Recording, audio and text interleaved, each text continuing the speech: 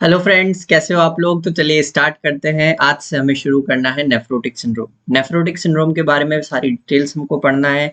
जो important topics हैं जो पेपर में आते हैं, ये लॉन्ग क्वेश्चन का एक बहुत इंपॉर्टेंट क्वेश्चन है। लॉन्ग क्वेश्चन में ये जो आता है, ठीक है, शॉर्ट आंसर्स भी इसके आते हैं। इसके जो कॉजेज होते हैं उन पर एक short note, individual short note आता है। तो वो सब हम देखने वाले हैं, ठीक है। चलिए स्टार्ट करते हैं। तो सबसे पहले तो कुछ इंपॉर्टेंट प्रीवियस ईयर क्वेश्चंस हैं जो कि एमपीएमएसयू में, ये जो क्वेश्चंस हैं वो एमपीएमएसयू के हैं, जो उसमें आए हुए हैं, और ऑल इंडिया में भी लगभग सेम क्वेश्चंस हैं। चलिए देखते हैं एक एक करके कि क्या क्या है जो जिसमें हमें पढ़ना है। जैसे कि इन्होंने बोला एक्यूट ग्लोमेरुलोनेफ्राइटिस के बारे में लॉन्ग क्वेश्चन है। ईटोपैथोजेनेसिस पढ़ना है ना। नेफ्रोटिक सिंड्रोम के बारे में पैथोजेनेसिस आई है, कॉजेज आए हैं।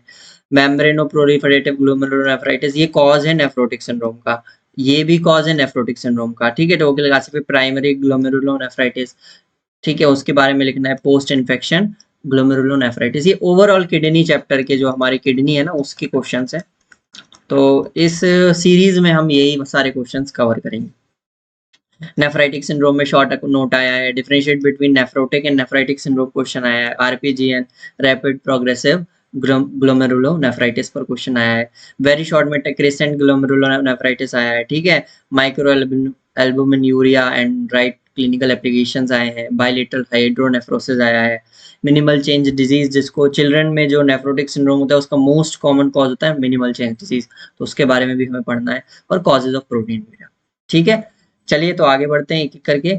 सबसे पहले डेफिनेशन पढ़ना है नेफ्रोटिक सिंड्रोम की। तो नेफ्रोटिक सिंड्रोम, सबसे पहले तो वर्ड आ रहा है सिंड्रोम। तो सिंड्रोम का मतलब होता है ग्रुप ऑफ सिम्टम्स, ठीक है। तो ये बात हमें ध्यान रखना है, ये ग्रुप ऑफ सिम्टम्स है।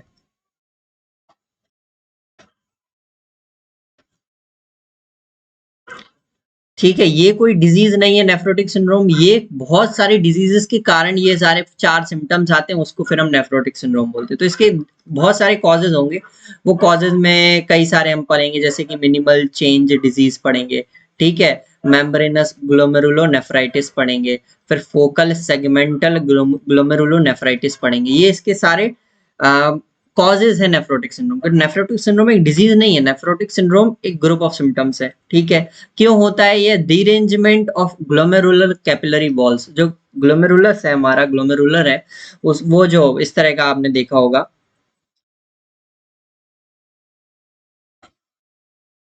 ये जा रहा होता है ना। यहाँ से अफरेंट आर्टेरियोल आ रहा होता है और इफरेंट आर्टरी निकल रही होती है, ठीक है। तो यहाँ पे उसके बाद एक ग्लोमेरुलर बेसमेंट मेम्ब्रेन होती है, ठीक है। तो यहाँ से छन करके प्रोटीन्स यहाँ पे आते हैं और यहाँ से फिर इधर निकलते हैं।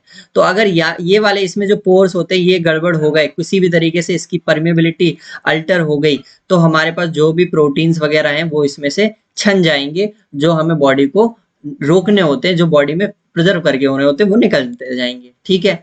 तो यहाँ पे क्या होता है? इंक्रीज्ड परमेबिलिटी हो जाती है, रिजल्टिंग इन प्लाज्मा प्रोटीन्स की, जो इनके लिए जो परमेबिलिटी है वो बढ़ जाती है। मतलब प्लाज्मा प्रोटीन को जो नहीं जाने देना चाहिए था, वो अब वो देने जाने लगती है। The manifestations of the syndrome include, अब इसके कारण क्या होता है? मैसिव प्रोटीन यूरिया होता है, ठीक है, पहली चीज। हाइपो एल्बुमिन एमिया होता है, यानी ब्लड के अंदर, एमिया मतलब होता है ब्लड, ब्लड के अंदर एल्ब्यूमिन का कंसेंट्रेशन कम हो जाता है। जनरलाइज्ड एडिमा होती है, प्रोटीन कम होगा। तो प्रोटीन हमको पता है कि वो एक कोलॉइडल प्रेशर होता है प्रोटीन का। किसी भी सॉल्यूशन में अगर प्रोटीन पड़ा हुआ है तो वो अपनी तरफ से एक प्रेशर डालेगा कि वो उनको पकड़ के रखेगा, मतलब प्रोटीन फ्लूइड को पकड़ के रखता है। अब जब प्रोटीन जो है वो निकल जाएगा तो ब्लड वेजल्स के अंदर जो फ्लूइड है वो बाहर निकलने लगेगा, क्योंकि उसके अंदर अगर कोलॉइड ऑस्मोटिक प्रेशर से जो प्रोटीन है वो उसको प्रेशर बना के रखेंगे। लेकिन जैसी प्रोटीन कम हुआ तो जो फ्लूइड है वो फ्री हो गया और वो बाहर से आने लगेगा, है ना। हाइपरलिपिडेमिया और लिपिड्यूरिया, मतलब ब्लड के अंदर लिपिड्स का कंसंट्रेशन बढ़ जाएगा और यूरिनरी लॉस ऑफ लिपिड्स बढ़ जाएगा। मतलब नॉर्मली यूरिन के अंदर लिपिड नहीं होते, नेफ्रोटिक सिंड्रोम के अंदर लिपिड्स आने लगेंगे, ठीक है। जो प्रोटीन यूरिया होता है वो कितने से ज्यादा होना चाहिए? क्योंकि अल्ब्यूमिन कभी कभी ट्रेसेस में भी होता है, यूटीआई इन्फेक्शंस में हमें मिल सकता है। लेकिन प्रोटीन्स जो है, मैसिव प्रोटीन यूरिया है, 3 ग्राम डेली। इतना लॉस 24 आवर के यूरिनेशन में 3.5 ग्राम से ज्यादा या उसके बराबर का प्रोटीन अगर लॉस हो रहा है तो हम बोलेंगे मैसिव प्रोटीनूरिया। हाइपो एल्बुमिनेमिया कब बोलेंगे, जब जो एल्बुमिन के लेवल्स होंगे, प्लाज्मा एल्बुमिन के लेवल्स जो होंगे वो 3 ग्राम पर डेसीलीटर से कम हो जाएंगे। जनरलाइज्ड एडिमा तो हो जाएगा। जनरलाइज्ड एडिमा में भी कौन सा प्रोमिनेंट होता है, पेरी ऑर्बिटल एडिमा बहुत ज्यादा प्रोमिनेंट होता है। ठीक है, चलो आगे बढ़ते हैं। ये तो हो गई डेफिनेशन, 4 पॉइंट्स हमें याद करना है। नेफ्रोटिक सिंड्रोम के कारण क्या होता है, derangement of glomerular capillary walls, जिसके कारण उसकी परमिलिटी बढ़ जाती है प्रोटीन्स के लिए। प्रोटीन्स के लिए प्लाज्मा प्रोटीन्स की जब परमिलिटी बढ़ जाएगी तो 4 चीजें होंगी, मैसिव प्रोटीनूरिया होगा, जनरलाइज्ड एडिमा होगा, हाइपोएल्बुमिनेमिया होगा, और लिपिड्यूरिया और हाइपरलिपिडेमिया होगा। ठीक है, अब इनकी पैथोजेनेसिस, इन चारों की जब इस नेफ्रोटिक सिंड्रोम की पैथोजेनेसिस आपसे पूछा जाए कि ये कैसे होता है, तो ये चारों चीजें ही हमें देखना है। ठीक है, अब कॉजेस पढ़ते। कॉजेस को आपका जो क्वेश्चन पेपर है वो ईटियोलॉजी भी बोला जाता है, और एक और वर्ड होता है ईटियोपैथोजेनेसिस।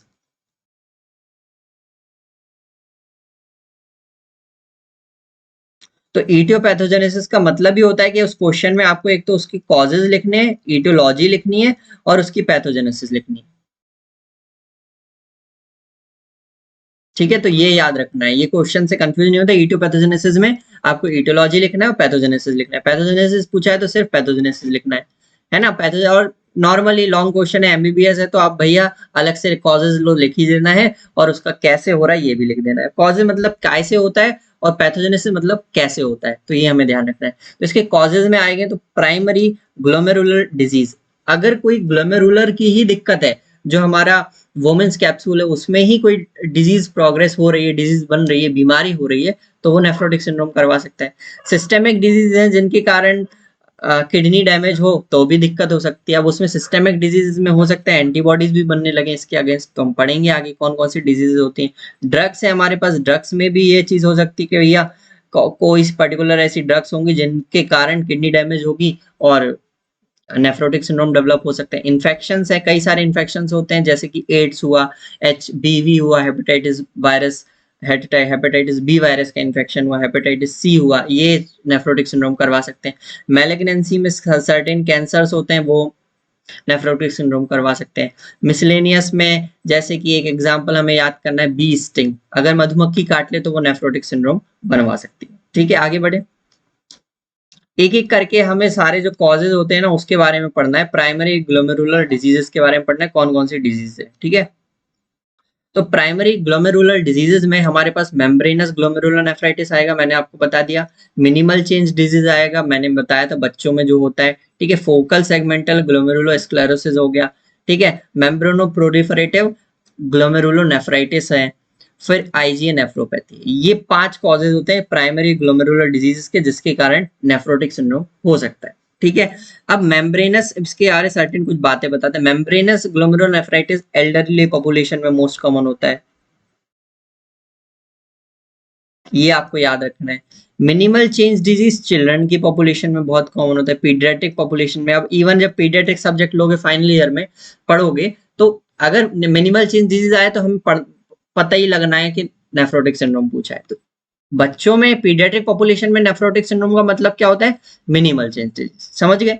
उसके बाद फोकल सेगमेंटल ग्लोमेरुलोनेफ्राइटिस, ये एडल्ट्स में होता है, मोस्ट कॉमन चीज होती है। अब कैसे याद करना है, तो भैया एडल्ट्स में फोकस बहुत ज्यादा रहता है, जब बूढ़े हो जाते हैं तो सब कुछ मेम्ब्रेन जैसा पतला पतला थिन स्किन हो जाती है, सारी चीजें थिन हो जाती हैं, बोन्स थिन हो जाती हैं, तो मेम्ब्रेनस से ऐसे याद करो, बूढ़े लोगों में थिन हो जाता है, मेम्ब्रेन जैसी स्किन बिल्कुल वैसी पतली सी हो जाती है, और बच्चे में देखो कितनी मोटी स्किन होती है, तो ऐसे याद कर लेना। ठीक है, एक ट्रिक है छोटी सी, करना चाहो तो कर सकते हो। फिर आईजीए नेफ्रोपैथिक है, तो ये ऑटो इम्यून डिजीज है जिनके कारण भी दिक्कत हो सकती है। ठीक है, सिस्टेमिक डिजीजेज में भी डायबिटीज मेलाइटिस मोस्ट कॉमन होता है, कि जिसके कारण, मोस्ट कॉमन तो नहीं, डायबिटीज मेलाइटिस एक कारण है जिसके कारण से रीनल फेलियर, किडनी डिजीज की दिक्कत हो सकती है। ठीक है, एमोलॉइडोसिस है, एमोलॉइडोसिस जो एबनॉर्मल डिपॉजिट्स हो जाते हैं, वो एसएलई है, सिस्टेमिक ल्यूपस एरिथेमेटोसस। ठीक है, ये जो ऑटो ऑटो इम्यून डिजीज है, ये भी जिसके कारण ये दिक्कत हो सकती है। ठीक है, एंटीबॉडीज बनती हैं और किडनी डैमेज होता है।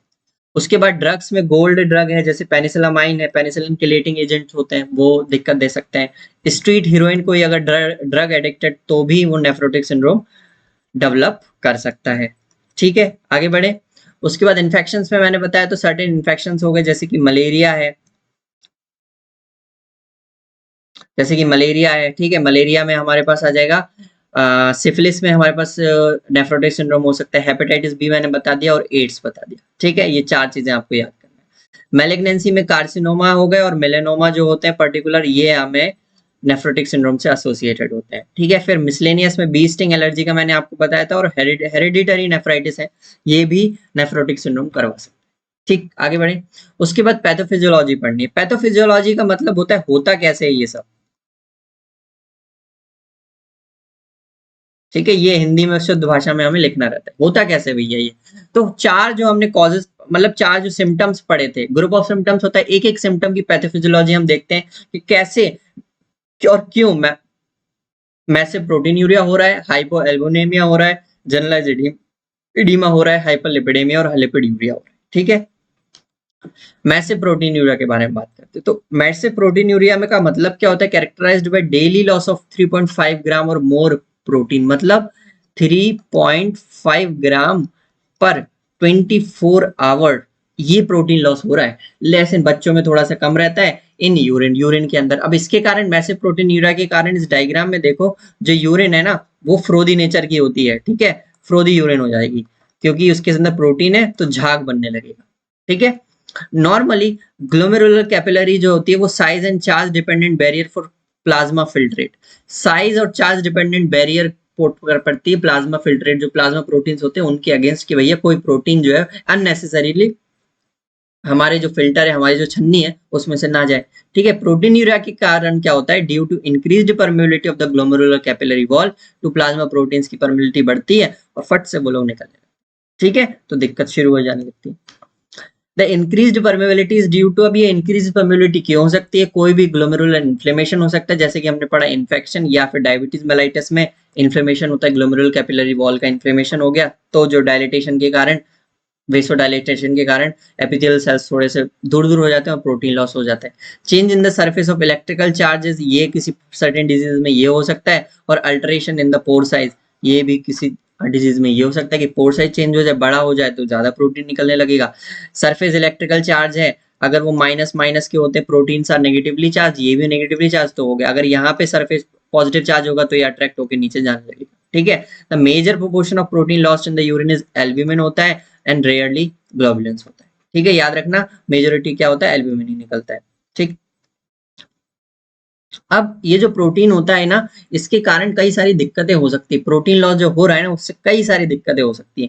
एक तो हमारे पास नॉर्मली प्रोटीन लॉस का समझ में आ रहा है कि जनरलाइज एडिमा होगी, ठीक है, हाइपो एल्बुमिनेमिया होगा जिसके कारण एडिमा होगी, एल्बुमिन की डेफिशिएंसी हो जाएगी, ये एक बहुत छोटा सा चीज है। बाकी चीजों के बारे में भी हम देखते हैं। सबसे पहले हाइपो एल्बुमिनेमिया में तो भैया एडिमा हो गया, हमने पढ़ा था, एडिमा बहुत ज्यादा हो गया तो भाई प्लूरल इफ्यूजन हो सकता है और असाइटिस हो सकता है। एडिमा इतना ज्यादा हो गया कि वो फिर प्लूरल इफ्यूजन लंग्स में चला जाएगा, एसाइटिस के कारण फिर वो पोर्टल हाइपरटेंशन के कारण बाहर ऊजिंग होने लगेगी ब्लड की। थायराइड बाइंडिंग ग्लोबुलिन, ये भी तो एक प्रोटीन है ना, ग्लोबुलिन भी है, ग्लोबुलिन भी जाता है, लेकिन ऐसा तो नहीं है कि बिल्कुल बचा हुआ रहता है, एल्बुमिन जाता है ठीक है, लेकिन थोड़ा बहुत ग्लोबुलिन भी जाता है। तो ग्लोबुलिन जब जाएगा तो क्या होगा, थायराइड बाइंडिंग ग्लोबुलिन, वो भी एक ग्लोबुलिन, तो वो भी निकल जाएगा, तो थायराइड फंक्शन टेस्ट की एबनॉर्मलिटीज आने लगेंगी, थायराइड प्रोफाइल गड़बड़ हो जाएगी उसकी, ठीक है, हाइपोथायराइडिज्म होने लगेगा। एंटी थ्रोम्बिन थर्ड, ये भी एक प्रोटीन है, जब इसका लॉस होगा, प्रोटीन लॉस बहुत सारे होते हैं बॉडी के अंदर, बहुत सारे प्रोटीन्स होते हैं, जब एक एक करके टाइप्स ऑफ प्रोटीन के हिसाब से क्या क्या दिक्कतें आ सकती है। एंटी थ्रोम्बिन थर्ड जो है वो हाइपर कोगुलेबल स्टेट क्रिएट करवा देगा, ठीक है, अगर ये एब्सेंट हो जाएगा तो हाइपर कोगुलेबल स्टेट हो जाएगा, मतलब डीवीटी हो सकता है, पल्मोनरी एम्बोलिज्म हो सकता है। ग्लोबुलिन से जाएंगे तो हमें पता है इम्यूनोग्लोबुलिन्स में ग्लोबुलिन होता है, तो इन्फेक्शन की ससेप्टेबिलिटी पेशेंट में बढ़ जाएगी, ठीक है, इम्यूनोग्लोबुलिन डिफिशियंसी के कारण लीडिंग टू इन्फेक्शन होने लगेंगे। कोलेकैल्सिफेरॉल बाइंडिंग प्रोटीन, ये जो कोलेकैल्सिफेरॉल बाइंडिंग प्रोटीन है ये विटामिन डी को बाइंड करके रखता है, जब यही चला जाएगा तो विटामिन डी कैसे बाइंड होगा, और वो भी उसकी डेफिशिएंसी होने लगेगी, ठीक है। ट्रांसफेरिन जो हमारे पास है वो vitamin microcytic hypochromic anaemia, transferrin जो है वो आयरन बाइंडिंग प्रोटीन होता है, अगर वो नहीं होगा तो वो डिस्कार्ड होने लगेगा, तो उसके साथ आयरन भी चला जाएगा, तो माइक्रोसाइटिक हाइपोक्रोमिक एनीमिया होने लगेगा। मेटल बाइंडिंग प्रोटीन्स होते तो कॉपर और जिंक की डेफिशिएंसी होने लगेगी। ड्रग बाइंडिंग प्रोटीन्स में अल्टर्ड ड्रग फार्माकोकाइनेटिक्स होगा, है ना, कोई भी ड्रग है जो उसका अगर वो प्रोटीन ही नहीं है उस ड्रग को बाइंड करने का, तो वो जो ड्रग है वो कितनी देर तक बॉडी के अंदर रुक पाएगी, तो ये दिक्कत शुरू हो जाएगी, ठीक है। नेक्स्ट जो चीज है वो हमें हाइपो एल्बुमिन यूरिया के बारे में पढ़ना है, कि जो बॉडी के अंदर यूरिन के अंदर एल्बुमिन जा रहा है। Massive proteinuria decreases the serum albumin levels, hypoalbuminemia, body के अंदर एल्बुमिन का बहुत सारा जो है क्वांटिटी कम हो जाता है। Hypoalbuminemia decrease the colloid oncotic pressure of the blood resulting in disturbance in the Starling forces acting across the peripheral capillaries. तो हमने पता है स्टार्लिंग फोर्सेस आपको क्या होता है, वो मैं थोड़ा सा बता देता हूँ। कैपिलरीज के अंदर जो ये जो प्रोटीन्स होते हैं ना, ये जो प्रोटीन्स होते हैं, एक तो इसका हाइड्रोस्टेटिक प्रेशर होता है कि कैपिलरी में जो कोई वाटर है, हाइड्रोस्टेटिक प्रेशर वो बाहर की तरफ धकाता है उनको कि भैया पानी है तो पानी प्रेशर एग्जर्ट करेगा। और एक होता है यहाँ पे ये जो प्रोटीन्स होते हैं ना, ये अपने तरफ इसको खींचते हैं, पानी को खींच के रखते हैं, तो ये जो फोर्स है वो यहाँ लगाता है। इन दोनों फोर्सेस का इसको बोलते हैं प्लाज्मा कोलॉइड ऑनकोटिक प्रेशर, और इसको बोलते हैं हाइड्रो स्टैटिक प्रेशर। इनके बैलेंस को हम, ये जो बैलेंस होती है इसकी एक इक्वेशन बनती है जैसे हम स्टार्लिंग इक्वेशन बोलते हैं। इनके बैलेंस से सारा जो आपका जो इम्प्योर ब्लड और प्योर ब्लड का ये सब चीजें होती है, ये यहीं से कंट्रोल होता है। अब हाइपोवोलेमिया होगा ऑल्सो ट्रिगर्स आरएस सिस्टम, तो इसके कारण ये जो फोर्स है ये डिस्टर्बेंस हो जाता है क्योंकि ये जो प्रोटीन है ये बाहर किडनी के अंदर लॉस होने लगते हैं। दूसरा पॉइंट ये हाइपोएल्बुमिनेमिया, जब ये लॉस होने लगेंगे तो जो है वो जो उसको बाइंड करने वाला प्रोटीन है वो रह जाएगा, और हाइड्रोस्टेटिक प्रेशर के कारण ये जो पूरा फ्लूइड है ये बाहर आने लगेगा। ये जब बाहर आने लगेगा तो एडिमा होगा। सिंपल सी बात है, जो पानी को बांधने की, फ्लूइड को बांधने की चीज रखने वाला प्रोटीन था वो जब निकल जाएगा तो पानी बंधेगा ही नहीं और ब्लड वेसल से बाहर निकलने लगेगा। हाइपोवोलेमिया ऑल्सो ट्रिगर्स द रास सिस्टम। अब जब बॉडी के अंदर काफी सारा यूरिन प्रोटीन के साथ साथ, प्रोटीन जो है वो कोलॉइड है, वो अपने के साथ पानी को लेकर के जाएगा, तो पानी को लेकर गया तो वाटर की वॉल्यूम जो है ब्लड के अंदर, फ्लूइड की वॉल्यूम कम हो जाएगी, जिसके कारण रास जो सिस्टम है वो एक्टिवेट होगा। रास जब सिस्टम एक्टिवेट होगा तो वो एल्डोस्टेरोन वाला जो पाथवे है वो उसको एक्टिवेट करेगा और सोडियम एंड वाटर रिटेंशन बढ़ जाएगा। सोडियम एंड वाटर रिटेंशन बढ़ेगा तो फिर वही हमारे पास एडिमा होने लगेगी। ठीक है, तो ये लिखा हुआ है causes increased reabsorption of sodium and water by the kidney resulting in oedema. ठीक, अब जनरलाइज्ड एडिमा के क्या कारण, तो जनरलाइज्ड एडिमा जो रहती है वो हमारे पास सॉफ्ट रहता है और पिटिंग रहता है। सॉफ्ट का मतलब है सॉफ्ट रहेगी, है ना, सॉफ्ट सॉफ्ट हार्ड, इसको समझने के लिए सॉफ्ट, फर्म और हार्ड। जो आपके लिप्स है ना वो सॉफ्ट है, जो आपकी नोज है, नोज की जो टिप है ना वो फर्म है, और जो आपका जो नोज की जो रूट है, रूट ऑफ नोज वो है हार्ड है। ऐसे समझो, tip of nose is firm, root of nose is hard, ऐसे आप याद कर सकते हो।